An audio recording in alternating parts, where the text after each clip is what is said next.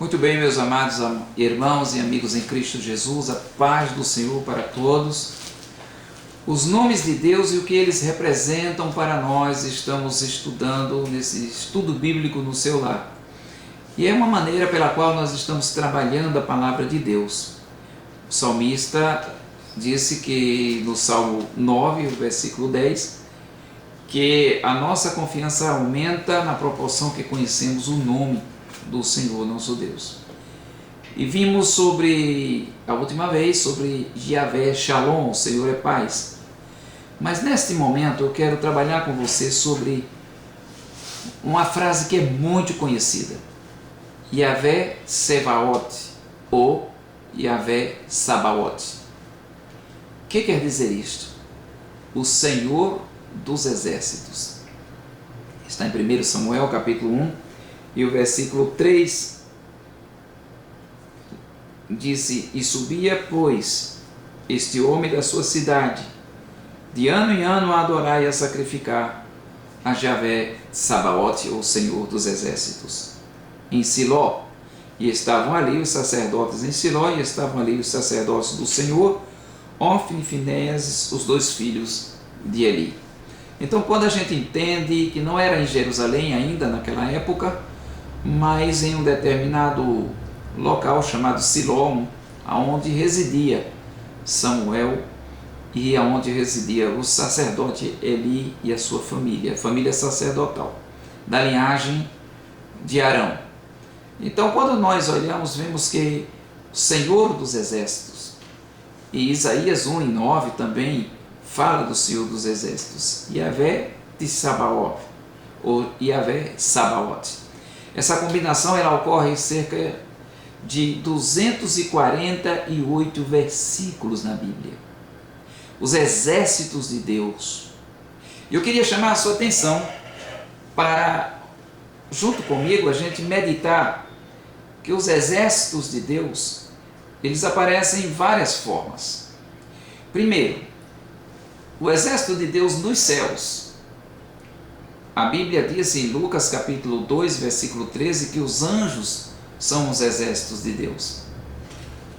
E ali tem os seus regimentos. E também nós vemos que as estrelas formam parte dos exércitos de Deus. Há um momento na Bíblia que o Senhor diz que Ele é o Senhor dos exércitos.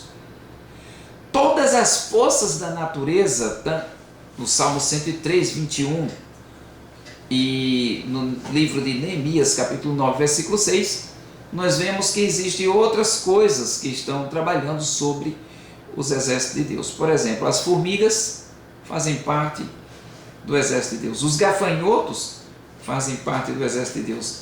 As abelhas ou os zangões fazem parte do exército de Deus. É interessante isso aí. Há um momento na Bíblia que se diz que Deus mandou as abelhas e desbaratou um exército de inimigos. E outras, todas as forças da natureza.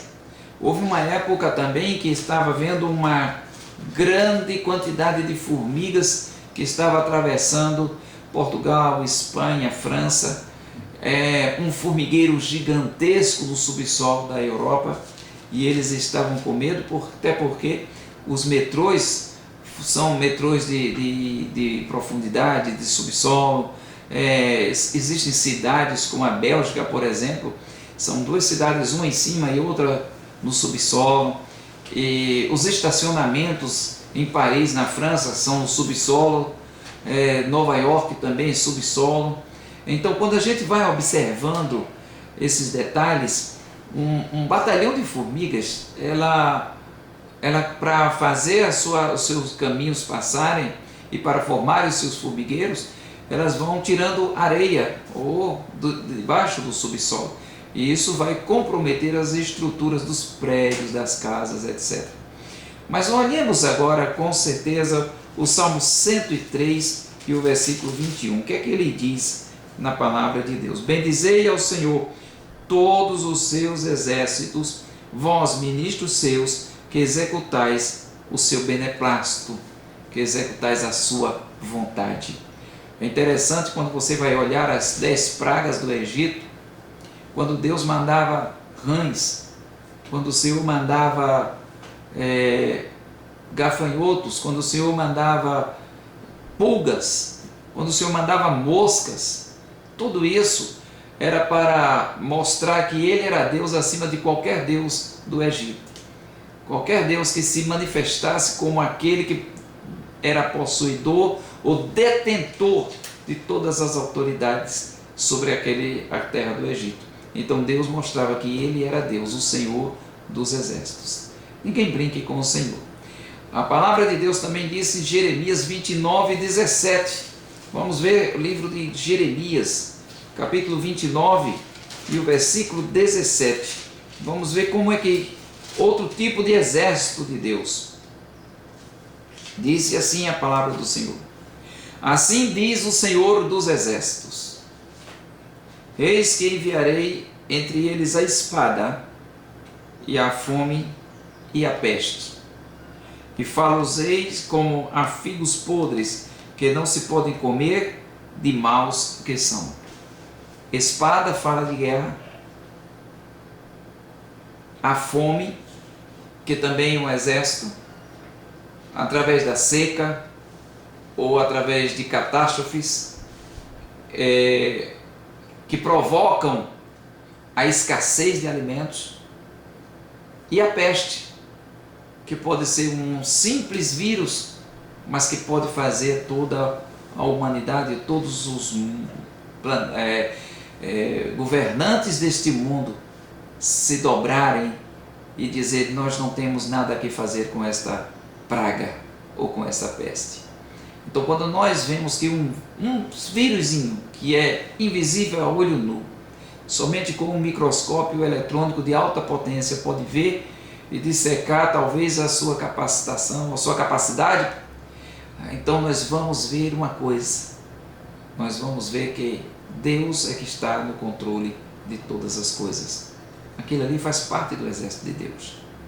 Note bem que um vírus ele atua invisível, silencioso, não faz alarde, não faz uma publicação de que vai chegar ou de que está chegando, mas ele vai e ataca uma pessoa, e de uma só pessoa ele contamina uma cidade inteira.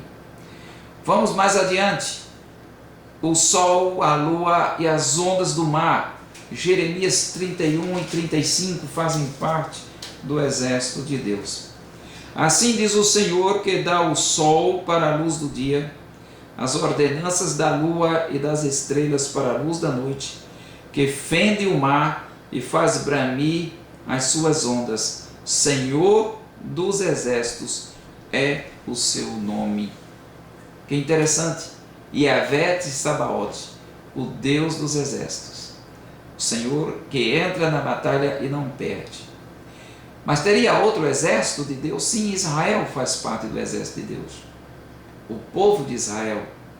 Deus tem um projeto, ainda que tenha muitos e muitos que não querem saber de Cristo, e ainda que tenha muitos e muitos que estão afastados do próprio Deus, mas vai chegar um momento que o Senhor vai regimentar as nações contra Israel.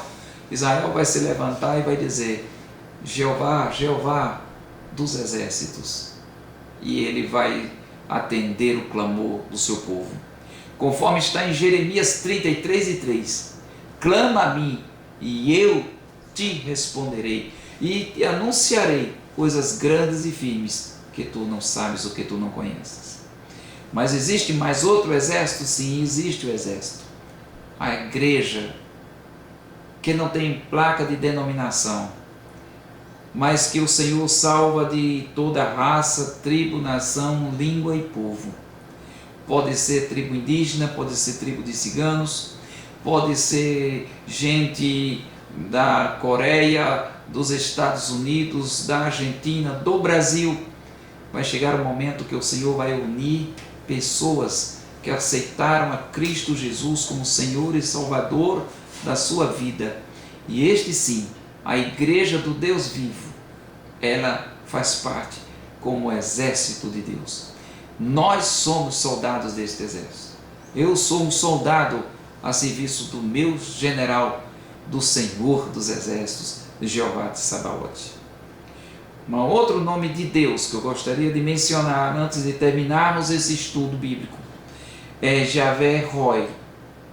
Ele foi pronunciado no salmo mais conhecido do mundo, Salmo 23, versículo 1.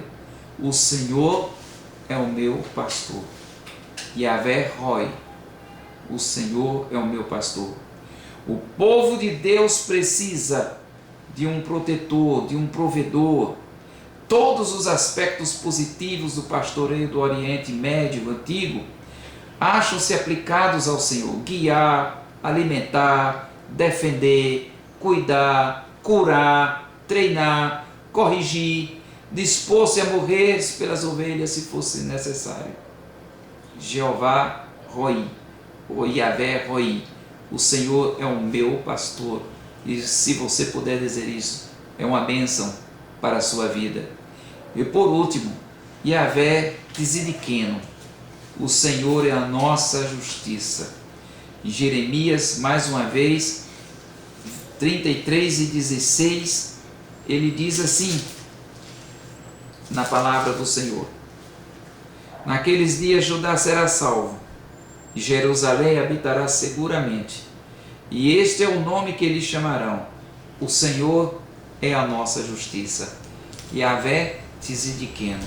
Mas antes, um pouco, no capítulo 23 do livro do profeta Jeremias, e no versículo 5 e o versículo 6, está escrito algo muito interessante que eu gostaria de chamar a sua atenção sobre isso. E eis que vem dias, diz o Senhor, em que levantarei a Davi um renovo justo, sendo rei, reinará, prosperará e praticará o juízo e a justiça na terra. Nos seus dias Judá será salvo, Israel habitará seguro, e este será o nome com que o nomearão: o Senhor, justiça nossa, Jeová, ou Javé Tzidkenu. O nome é um desafio para as pessoas decidirem qual aspecto de Deus querem experimentar. Deus revela uma faceta a mais do seu caráter, fornecendo frases, locuções descritivas em conexão com os seus vários nomes. Isto não abria espaço para que o seu nome servisse unicamente para distingui-lo de outras divindades das demais culturas em derredor. Se você conhece o nome do Senhor e confia nele, você vai atuar ou vai ficar como derrotado? Você vai atuar como vencedor ou como derrotado? A escolha está nas suas mãos. Decida a quem você vai servir.